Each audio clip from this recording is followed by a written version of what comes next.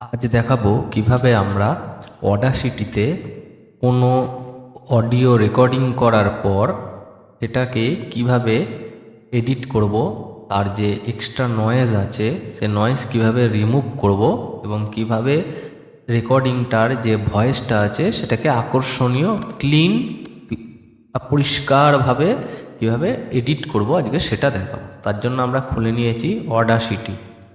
তো অডাসিটিতে এখান থেকে আপনি রেকর্ডিং ডিভাইস যেটা আছে দেখে নেবেন আপনার মাইক্রোফোনটা সিলেক্ট করা আছে কিনা। এখানে একটা মাইক্রোফোন আছে রিয়েলটাক হাই ডেফিনেশন। আমার মাইক্রোফোনটা হচ্ছে বোয়া M1। আমার আরেকটি মাইক্রোফোন লাগানো আছে, সরি সেটা এখন খোলা আছে, আমি সেখানে বোয়া মাইক্রোফোনটা ব্যবহার করছি। তো রেডিও এখানে যে রেকর্ডিং চ্যানেল আছে এই যে স্টিরিও রেকর্ডিংয়ে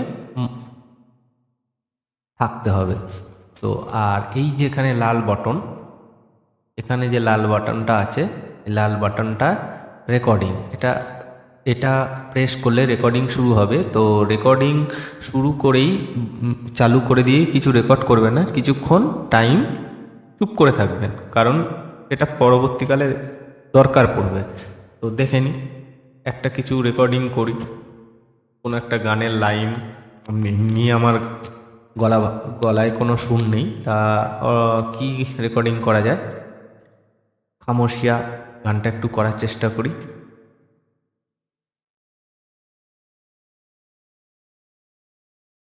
क्या उस गली में कभी तेरा जाना हुआ, जहाँ से जमाने को गुजरे जमाना हुआ, मेरा समय तो ही पे है ठहरा हुआ, बताओ तुम्हें क्या मेरे साथ क्या क्या हुआ। তো এইটুকুনি রেকর্ডিং করলাম। এই যে দেখুন অডিও ট্র্যাকটা কেমন হয়েছে, একটু ছোটো করে নিই তাহলেই বুঝতে পারবেন। এই যে এখানে plus minus zoom, zoom out, zoom in আছে, এখানে করলে দেখে নিতে পারেন। দেখুন আবার জুম করলে এখানটা সমান আছে, তারপর দেখুন কেমন এগুলো নয়েজ রয়েছে। তো এগুলোকে আমরা রিমুভ, তার আগে একবার এটা চালিয়ে শুনে নিই। क्या उस गली में कभी तेरा जाना हुआ, जहाँ से जमाने को गुजरे जमाना हुआ, मेरा समय तो ही पे है ठहरा हुआ, बताओ तुम्हें क्या मेरे साथ क्या क्या हुआ। তো সবার প্রথমে যেখানটায় এই যে এখানটায় নয়েজ নেই, এখান থেকে আমি এতটা মতন সিলেক্ট করে নিলাম, লেফট ক্লিক প্রেস করে সিলেক্ট করে নিলাম। নেওয়ার পরে যে এফেক্ট আছে এই এফেক্টে যাব, গিয়ে সবার প্রথমে আমরা এটাকে কি করব, এই যে নয়েজ রিমুভাল অ্যান্ড রিপেয়ার, এখান থেকে যে নয়েজ রিডাকশানে গিয়ে তার আগে দেখে নেবেন এই সেটিংসটা। নয়েজ রিডাকশান ডিবিটা আমি 12 রেখেছি, 12 থেকে 18 পর্যন্ত রাখতে পারেন। তার বেশি রাখলে আপনার যে অডিওটা, যেটা অরিজিনাল আওয়াজটা আপনার দরকার, সেটাও রিমুভ হয়ে যাবে, বাজে হয়ে যাবে। এইটা দেখে নেবেন। সেন্সিটিভিটি 6 আর ফ্রিকোয়েন্সি স্মুথনেসটা 3 রাখবেন। তারপরে এই যে গেট নয়েজ প্রোফাইল, এটাতে ক্লিক করে দেবেন। করার পরে আবার আসবো এফেক্টে, আবার নয়েজ রিডাকশানে যাব, গিয়ে এবার ওকে করে দেবো।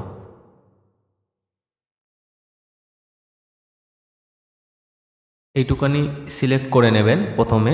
সিলেক্ট করার পর এই যে এফেক্টে যাবেন, এফেক্টে গিয়ে এই যে নয়েজ রিমুভালে যাবেন, নয়েজ রিডাকশান গিয়ে তার আগে এই যে সেটিংসটা দেখে নেবেন। নয়েজ রিডাকশান ডিবিটা আমি 12 রেখেছি, আপনি 13-14 রাখতে পারেন। বেশি রাখলে আবার অরিজিনাল সাউন্ডটা বাজে হয়ে যাবে, ওখান থেকেও কিছু রিমুভ হয়ে যাবে। আর সেন্সিটিভিটি 6 রাখবেন, আর ফ্রিকোয়েন্সি স্মুথিংটা 3 রাখবেন। তারপরে যে গেট নয়েজ প্রোফাইলে ক্লিক করবেন। করার পর এই যে ফাঁকা জায়গাটা আছে এখানে লেফট ক্লিক করবেন, পুরোটা সিলেক্ট হয়ে যাবে। সিলেক্ট হওয়ার পর আবার এফেক্টে যাবেন, নয়েজ রিমুভালে যাবেন, নয়েজ রিডাকশানে আসবেন, এবার এই যে ওকে ওকে করে দিলে দেখুন কিছু সময় লাগবে, এখান থেকে ও অটোমেটিকলি অনেকটা নয়েজ রিমুভ করে দেবে। তো এটা আপনার যদি মনে হয় যে রিমুভ হয়নি, তাহলে সেম প্রসেস আবার যাবেন, এখানে যাবেন, নয়েজ রিডাকশানে যাবেন, ওকে করে দেবেন, করে দিলে আবার আরেকবার এটা রিমুভ হয়ে যাবে। এবার মনে করুন আমি এইটুখানি অংশ আমি কেটে দিতে চাইছি, ডিলিট করে দিতে চাইছি, ডিলিট করে দিলাম, ডিলিট করে দিয়েছি।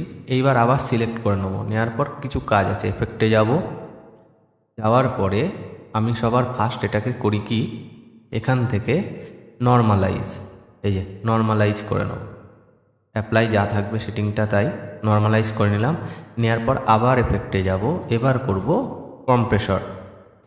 কম্প্রেসরটা এরকম আমি সেটিংসটা রেখেছি, আপনারা আপনাদের মতন দেখে দেখে সেটিংস করে নিতে পারেন। এই যে এই কার্ভটা দেখে রাখুন, আমি এরকম করে রেখেছি, আপনারা এটাকে বাড়িয়ে কমিয়ে নিতে পারেন। এদিকে এরকম করে আমি এটা 3-এ রাখি,